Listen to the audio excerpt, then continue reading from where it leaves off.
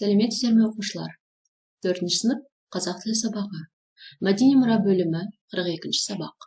Бүгінгі сабақтың тақырыбы мақала жаза аламын. Бұл сабақта сен мақала мен хабарландыруды ажыратуды, мақала жазуды үйренетін боласың. 46-шы жаттығу. Мәтіндерді оқы. Қай мәтінде болатын оқиға хабарланып тұр? Қайсында материал авторы өзі туралы баяндайды? Бүгін 20 қазан күні. Біздің мектептің акт залында Абай өлеңдерін мәнерлеп оқудан жарыс өтеді. Екінші, мен осы неге мектепте кешіге беремін? Енді кешікпеймін деп уәде берсем де кешігемін. Не істеуім керек? Бүгін жаңбырдан кейін қаптап кеткен жауынқұртын тамашалаймын деп мұғалімнен кезекті ескерту алдым. Кеше балалармен футбол ойнап кешіктім. Мен әдейі істемеймін ғой, шындығында менің сабаққа кешіккім келмейді.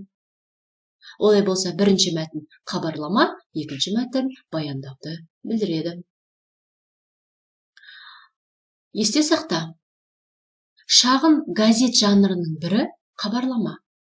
Хабарлама үшін фактілер мен тілдік құралдарды іріктеу өте маңызды. Хабарламада сан есім мен жалғыз есімдердің алатын орны ерекше. Мұндай жанр түрінде ақпараттың қайда, қашан, не болғаны 1-3 сөйлемнен берілуі қажет.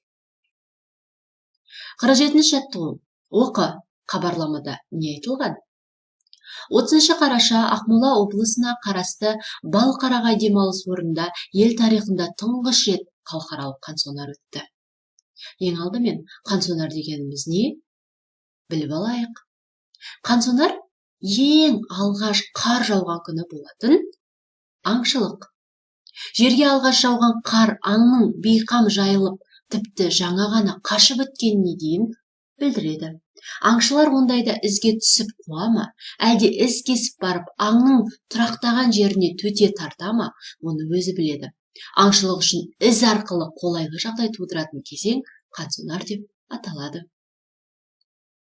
Абай Құнанбайұлының мына өлеңін білетін шығарсың. Қансонарда бүркітші шығады аңға, тастан түлкі табылар аңдығанға.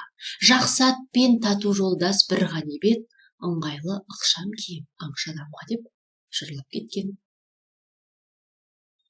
48-ші жаттығу. Көп нүктенің орнын хабарлама шығатындай мәліметтермен толықтырып жаз. Номері мектепте олимпиада өтті. Оған мен қатысты. Олай болса, бос орындарды толықтырайық. Кеше номері 70-ші мектепте математикалық олимпиада өтті. Оған Айнұр мен Бекжан қатысты. Мен хабарлама жазуды үйреніп алдым. Енді ақпараттық мақала жазуды меңгеріп алғым келеді. Сен де хабарлама жазуды білген боларсың. Олай болса, ақпараттық мақала қалай жазылатынына назар аударайық. Ақпараттық мақала жазуда маңызды фактілер, қызықты оқиғалар туралы мақала жазуда оқиғаны хабарлап қана қоймаймыз, оған өз пікіріңізді білдіресіз. Мақала жазуда қашан, қайда, не, кіммен және қалай өтті сұрақтарына жауап жазып отыратын болсаң, онда сен қателеспейсің. 49-ші жаттығу. Бір тақырыпқа жазылған хабарлама мен ақпараттық мақаланы оқы. Ақпараттық мақаланың хабарламадан ерекшелігі неде? Бірінші хабарламаны оқып шығайық. Үстіміздегі жылдың 10-шы қазанында қаладағы 173-ші мектеп-лицейде әлемге танылған Абай атты кеш өтті. Ақпараттық мақала. Үстіміздегі жылдың 10-шы қазанда қаладағы номері 173-ші мектеп-лицейде әлемде танылған Абай атты кеш өткізілді. Әдемі безендірілген зал іші көңіліңе қуаныш ұялатады. Абай шығармалары қойылған көрме алыстан көз тартады. Балалардың өз өнерін ортаға салатын уақытта келіп жетті. Абай өлеңдері жатқа мәнерлеп оқылды. Абай әндері шырқалды. Әсел, Санжар, Анар есімді балалардың өнеріне көпшілік тәнті болды. Зал үшін ақын рухы кернеп, болашаққа бағыт бағдар көрсетіп тұрғандай. Олай болса, хабарламаның ақпараттық мақаладан ерекшелігі, қызықты оқиғалар туралы мақала жазуда оқиғаны жай хабарлап, 1-3 сөйлеммен хабарлап қана қоймаймыз, оған тағы да өз пікіріңді білдіресің.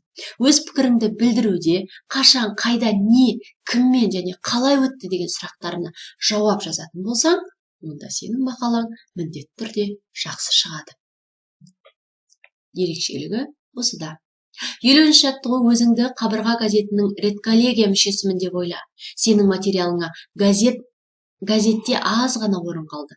Ұсынылған материалды мақала шығатындай етіп жаз. Бізге мынадай материал ұсынады. 15 қазан күні 4-ші А сыныбында алтын сақа ертегі бойынша қойылым болды. Балалар бұл іс-шараға жақсы дайындықпен келді. Ертегі кейіпкерлерінің образын сомдаған оқушылар әртістерден кем түспеді. Сынып мұғалімі оқушылардың белсенділігіне риза болды. 4 сынып оқушылар үшін мұндай қойылымдар үйреншікті нәрсе. Сондықтан олар қонақтардан еш қысылмады дегенді біз былай өзгертіп ақпараттық мақала түрінде жазамыз. Ақпараттық мақала: үстіміздегі жылдың 15 қазанда біздің мектеп-лицейде алтын сақа ертегісі бойынша қойылым өткізілді. Балалар бұл іс-шараға жақсы дайындықпен келді. Және де әрі қарай осы ақпарат негізінде сұрақтарға жауапты толықтыра отырып, осы үлгіде жазуға болады. Өзің де басқа да ақпараттармен қосып қорытындыласаң болады. Бұлай болса, бүгінгі сабақты аяқтаймыз. Бұл сабақта сен мақала мен хабарландыруды ажыраттың, мақала жазуды үйрене алдың деген ойдамын. Келесі кездескенше сау болыңыздар.